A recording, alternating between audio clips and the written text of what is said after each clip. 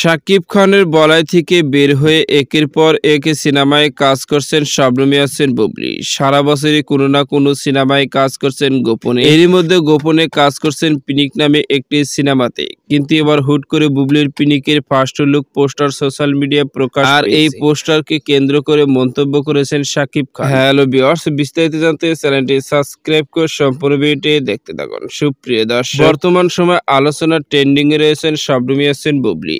কোনো ব্যক্তিগত জীবন নিয়ে নয়, বর্তমানে আলোচনার কেন্দ্রবিন্দু রয়েছেন সিনেমায় কাজ। শবনম ইয়াসমিন বুবলী ডজন খানেক সিনেমাতে কাজ করেছে এবং আরো 1 ডজন সিনেমায় আপকামিং হয়ে আছে। শুধু এই সিনেমাগুলো নয়, বর্তমানে শবনম ইয়াসমিন বুবলীর হাতে আবার অনেকগুলো সিনেমার কাজ। 2024 সালে অনেকটি সিনেমায় কাজ করেছেন শবনম বুবলী, কিন্তু প্রতিটি সিনেমার এখন অফিসিয়াল ঘোষণা আসে। এদিকে আবারও নতুন বেশ কয়েকটি সিনেমাতে কাজ করবে জানিয়েছেন তিনি, কেননা 25 সালে তার বেশ কয়েকটি আপকামিং সিনেমা রয়েছে যেগুলো শুটিং করবেন। কিন্তু এরই মধ্যে হুট করে সোশ্যাল মিডিয়া থেকে এক ধরনের গুঞ্জন তৈরি হয়েছিল, যেখানে শবনম ইয়াসমিন বুবলীকে দেখা গিয়েছিল পিনিকি সিনেমায় কাজ করতে। কিন্তু সেই পিনিকি সিনেমায় নাকি শবনম ইয়াসমিন বুবলীকে খল অভিনেত্রী হিসেবে দেখা। তার পরিপ্রেক্ষিতে সামাজিক যোগাযোগের মাধ্যমে শবনম ইয়াসমিন বুবলীর পিনিক সিনেমার একটি ফার্স্ট লুক পোস্টার সোশ্যাল মিডিয়ায় ঘুরপাক খাচ্ছে, যেখানে শবনম ইয়াসমিন বুবলীকে ভিন্ন স্টাইলে ভিন্ন লুকে ক্যামেরার সামনে হাজির হতে দেখা গেছে। এর আগে কখনো এরকম লুকে ক্যামেরার সামনে হাজির হতে দেখা যায়। সেই কারণে তো শবনম ইয়াসমিন বুবলীকে নিয়ে অনেকজন অনেকভাবে মন্তব্য